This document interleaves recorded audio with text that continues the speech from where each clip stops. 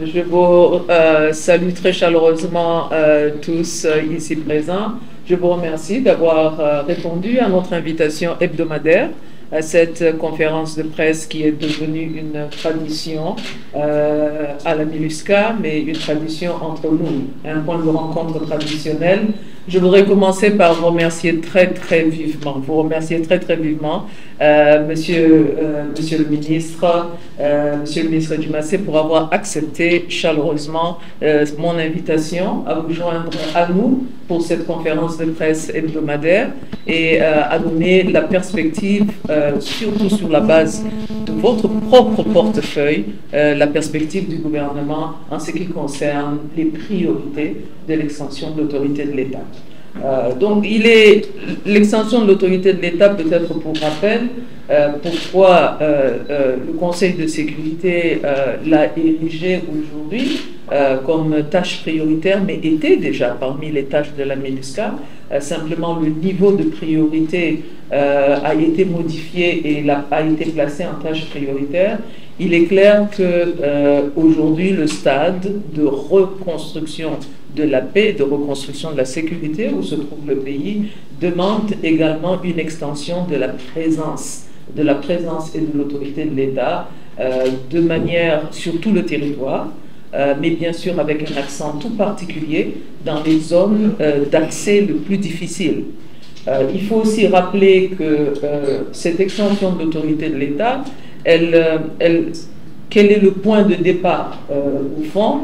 Oui, la Centrafrique a été le théâtre de plusieurs crises successives qui ont eu comme résultat la destruction d'un certain nombre d'infrastructures, il faut le dire, limitées, qui avaient pu être construites dans les provinces, en pays profonds, mais pas seulement.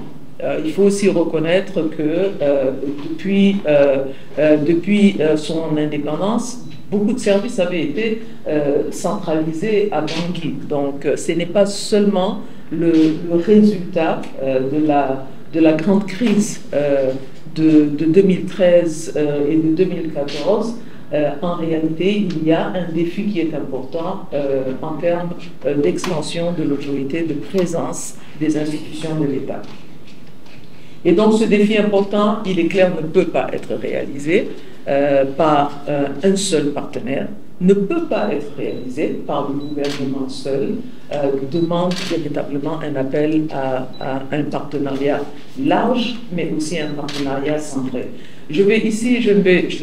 Merci de cette vidéo parce qu'elle fait un petit peu le tour de ce que j'aurais pu, sur quoi j'aurais pu réinsister, mais cela nous permet de sauver du temps parce que je voudrais véritablement que nous donnions le temps à notre invité spécial d'aujourd'hui pour pouvoir l'entendre et en fait le temps ensuite à nos échanges. Et donc, très brièvement, cette extension de l'autorité de l'État, nous nous concentrons en ce qui concerne la mission sur 3 volets essentiellement.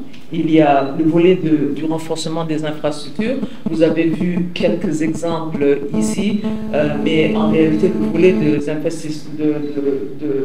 infrastructures, investissement dans les infrastructures, il faut peut-être retenir qu'au courant des 2 dernières années, la MINUSCA a pu construire et réhabiliter plus de 2000 kilomètres de route, et nous sommes en train de parler de plus de 2000 kilomètres de route dans des zones où, dans certains cas, il n'existait pas de piste.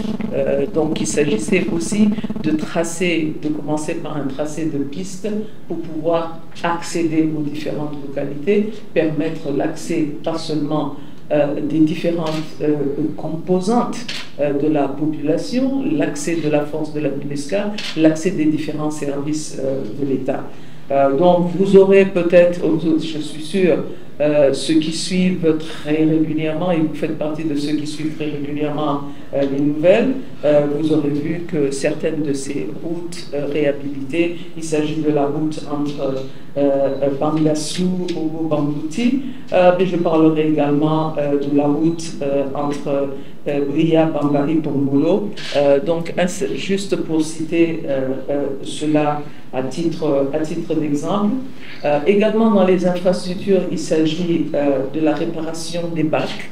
La Centrafrique est un pays doté de grandes richesses en termes de cours d'eau, avec comme corollaire qu'il y a plusieurs cours de rivières qui empêchent également l'accès, et donc plusieurs bacs ont été réhabilités, et enfin des pistes tant pour atterrissage d'avions que pour atterrissage d'hélicoptères.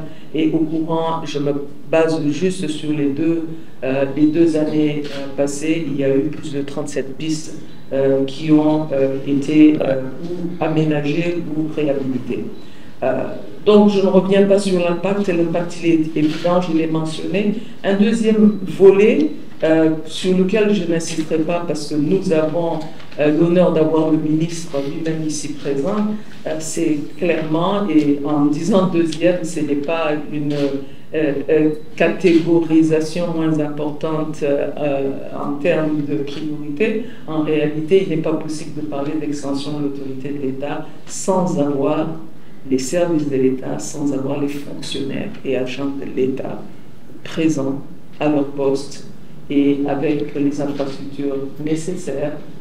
Nous ne parlons pas de luxe ici, mais les infrastructures nécessaires leur permettant de remplir leurs tâches et leurs fonctions. Et je suis convaincu que Monsieur le ministre aura l'occasion de revenir sur cela. Donc, je vais faire un passage très rapide sur cette partie. Clairement, l'impact de cette partie, c'est qu'en réalité, grâce à cela, il y a un accroissement de l'accès à la base aux services administratifs. Vous savez tous que pour plusieurs services administratifs, les populations doivent trouver les moyens de pouvoir venir à Bangui.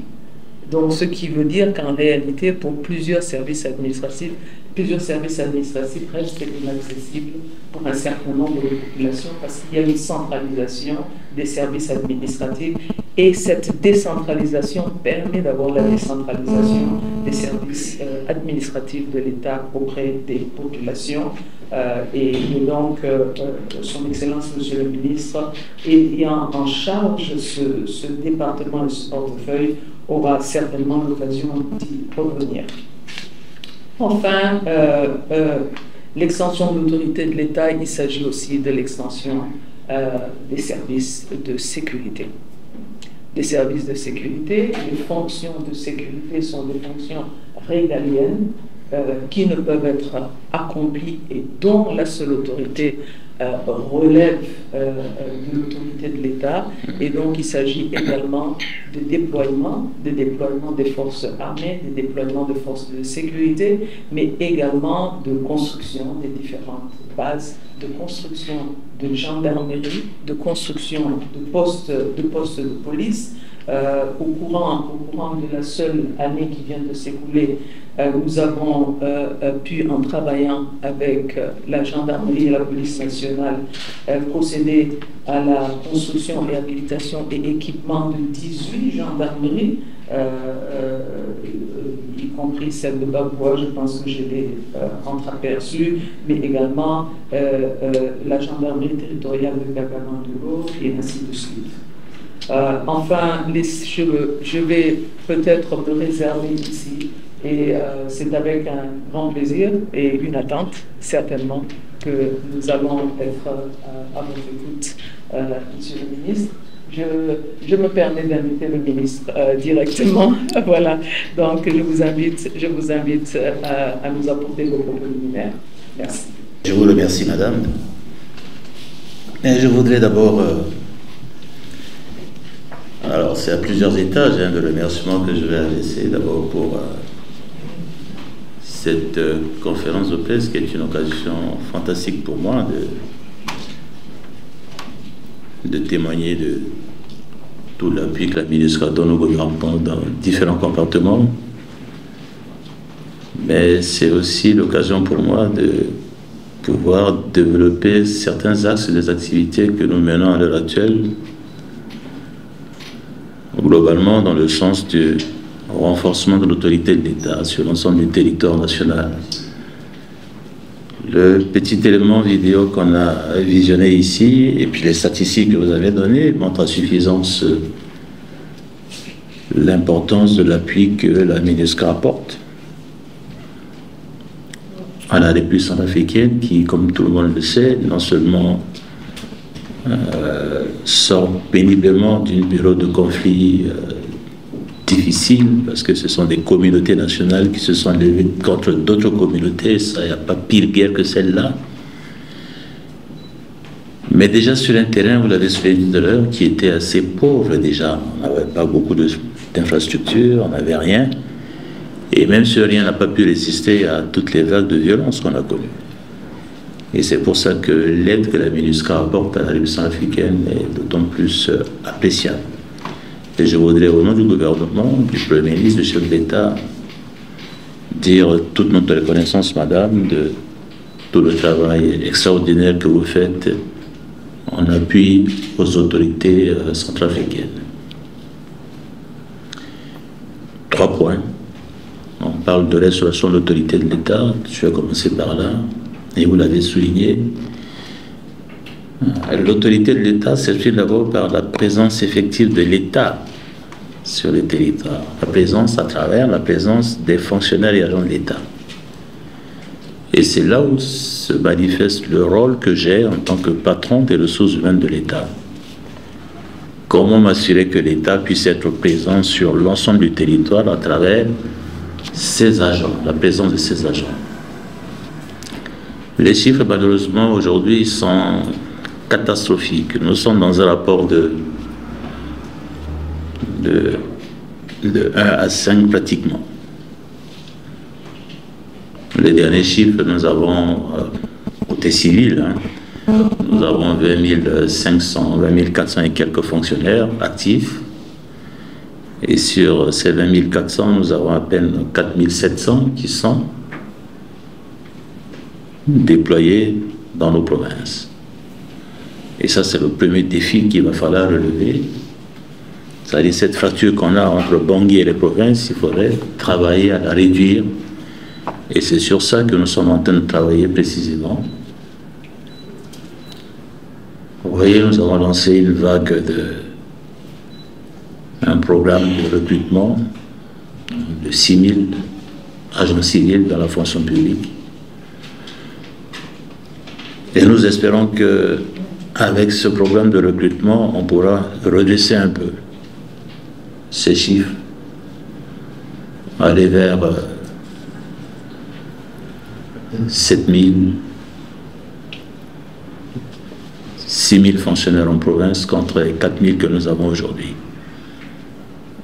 Le défi, c'est pas simplement sur ces chiffres-là, plus globalement, mais vous allez voir aussi que sur ces chiffres, lorsqu'on aborde la problématique genre, nous sommes très en retard aussi parce que nos sœurs, nos mères sont très peu représentées dans la fonction publique et c'est aussi le travail que nous sommes en train de faire en incitant nos compatriotes femmes à faire acte de candidature dans l'entrée dans la fonction publique de manière à renforcer l'effectif aujourd'hui pour que la problématique genre puisse aussi trouver une solution acceptable. Nous avons lancé, alors tout ça a été possible parce que vous vous souvenez qu'il y a 2 ans, nous avons lancé une vaste opération de contrôle physique. C'est ça qui nous permet en l'occurrence aujourd'hui d'avoir des chiffres plus ou moins fiables. Et cette opération a permis de détecter tous ces gens qui n'avaient pas le droit d'être dans le fichier de salaire et qui étaient quand même. On était globalement autour de 3000 personnes. Alors dit comme ça, dans l'absolu, c'est rien, mais 3000 sur 20 000 fonctionnaires, ça fait beaucoup comme pourcentage. On a pu élaguer tous ces gens-là de ce fichier et ça a représenté une économie mensuelle de plus de 1,70 milliard en termes de masse salariale. Alors ça a dégagé un espace budgétaire qui a permis de négocier avec le ministère des Finances aujourd'hui le recrutement au niveau où on le fait aujourd'hui. C'est presque du jamais vu. En général, les programmes de recrutement dans la fonction publique, ça tourne autour de 1000 et quelques 2000. Et là, nous sommes sur 6000 jeunes gens qu'on va recruter dans la fonction publique. Et comme je l'ai dit, dans l'espoir que le plus gros dans cet effectif-là puisse être déployé au niveau des provinces pour que la présence de l'État puisse être manifeste à travers l'affectation de ces jeunes recrues au niveau des provinces. En tout cas, j'y veille. Et c'est pour ça que vous verrez que dans ce programme de recrutement, on a fait beaucoup appel à des agents de l'enseignement, mais on le fera aussi pour la santé, les agents de santé communautaire. Ce sont des gens qui sont déjà sur place dans les provinces, hein, qui remplacent les défaillances de l'État, et il est question de les institutionnaliser. Vous voyez bien que si on les prend aujourd'hui comme fonctionnaires, mécaniquement, hein, ce rapport je parlais de fracture tout à l'heure entre Bangui et les provinces, ça pourrait se compenser à peu près. Voilà donc le travail que nous sommes en train de faire. On pourra revenir dessus à l'occasion des questions peut-être précises que vous allez me poser, mais voilà le travail que nous sommes en train de faire. Tout ça a été possible parce qu'on a eu le courage de faire un travail de contrôle physique, mais cette fois-ci avec comme conséquence pour tous les contrevenants des sanctions réelles. Vous avez été certainement au courant des suspensions de salaire auxquelles on a procédé, des radiations auxquelles on a procédé. Et donc aujourd'hui, les gens qui sont affectés dans les provinces, ils y restent pour la plupart d'entre eux. Mais en tout cas, tous ceux qui continuent à faire les petits malins, la sanction ne tarde pas à tomber sur eux. Et donc, le côté pédagogique de la chose, c'est qu'aujourd'hui, quand on est affecté en province, on y reste. Et c'est le but que nous recherchons, c'est-à-dire la présence de l'État sur l'ensemble du territoire, y compris dans les coins les plus reculés, pour que cette autorité de l'État dont on parle ici puisse avoir un contenu réel. Deuxièmement, la question des infrastructures, et je voulais aussi témoigner toute ma gratitude à la MINUSCA. Je veux parler du département qui est le mien, puisque on a beaucoup travaillé avec les affaires civiles de la MINUSCA qui nous a beaucoup aidés. On a construit quelques bâtiments administratifs. On l'a fait dans la zone où j'étais ministre résident, on l'a fait dans la région numéro 6, à Bangassou, un bâtiment administratif flambant neuf. Nous sommes dans un programme d'équipement en matériel informatique et en fourniture d'électricité. Je crois que ça a dû se faire déjà, je n'ai pas suivi depuis comment affecter ailleurs. En délai, il y a un travail, on était à 70% de construction. Et donc tout ça, c'est pour qu'on puisse donner réponse. Ce que je n'ai pas mentionné tout à l'heure, c'est qu'à l'occasion du contrôle qu'on a fait, eh bien, lorsqu'on a posé la question aux agents pour que nous ayons l'explication du fait que les gens sont réticents à accepter les affectations en province, la réponse qu'on a reçue, nous on s'attendait à ce que les questions sécuritaires viennent en premier lieu, mais non. Le sentiment de sécurité commence à revenir, mais en revanche, les gens posent le problème de leur environnement de travail, mais environnement de vie aussi. Et c'est pour ça que j'apprécie d'autant plus tout le travail qui est fait ici. Alors, si vous renforcez la sécurité du côté de la gendarmerie, des machins, et que les bâtiments des services de prise en charge sanitaire ou scolaire, tout ça, ça contribue à donner une réponse aux préoccupations actuelles des agents de l'État qui disent « nous, on aimerait bien », et on les comprend. On aimerait bien aller en province, mais bon, moi j'ai des enfants aussi en province, dans lesquels il n'y a pas d'école, comment je vais faire avec mes enfants? Et j'ai des enfants en bas âge, s'ils commencent à chauffer, petite fièvre, comment faire? Il n'y a rien. Et donc, tout ce que vous faites, madame, hein, dans le domaine de renforcement des capacités en termes d'infrastructures de prise en charge scolaire, sanitaire aussi, ça va dans le sens de donner des réponses aux préoccupations des agents de l'État, et on peut espérer que ayant des réponses aux préoccupations majeures, prioritaires, ça va inciter les agents à accepter les affectations en province et donc petit à petit à obtenir cette restauration de l'autorité de l'État que nous appelons de tous nos voeux. Le troisième axe, c'est la question de sécurité que vous avez abordée, et je l'ai dit un peu. Heureusement aussi, avec la présence des forces de la MINUSCA, la population, et j'ai été témoin à Bomboti, le témoignage que la population de Bomboti nous avait fait, témoignage très émouvant, où Madame le maire nous avait dit, mais c'est grâce à la MINUSCA que vous êtes venu trouver des gens pour vous accueillir ici, sinon vous n'aurez trouvé personne. Et donc, c'est un appui qu'il faut saluer, mais il faut aussi noter que le gouvernement est en train de travailler dans le renforcement aussi de ses propres capacités. Du côté des forces de défense et de sécurité, vous savez sans doute, ou vous ne savez pas, mais pratiquement tous les 2-3 mois, je note le recrutement des policiers, des gendarmes par vague.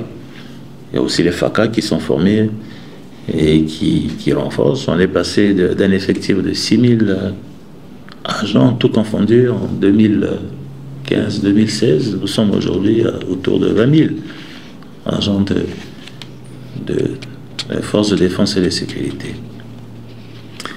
C'est encore assez faible, vu l'étendue du territoire, mais mis en face des moyens que nous avons, je pense que c'est aussi un effort qu'il faut saluer, et on continue à faire cet effort-là pour que la montée en puissance de nos forces de défense et de sécurité puisse venir aux côtés de la MINUSCA renforcer notre capacité de réponse à tous les défis sécuritaires que nous avons. Voilà donc, Madame, assez brièvement ce que je peux dire sur les 3 sujets que vous avez abordés. Et encore une fois, au nom du gouvernement, au nom du Premier ministre, au nom du chef de l'État, je voudrais tout à fait solennellement dire un grand merci à tout l'appui que la MINUSCA nous donne, appui multiforme que la MINUSCA nous donne. Je n'ai pas souligné la contribution de la MINUSCA dans le renforcement des capacités administratives à travers tous les ateliers de formation dont on a bénéficié. Et tout ça, c'est à l'actif de la MINUSCA, et je voudrais aussi saluer ça. Je vous remercie.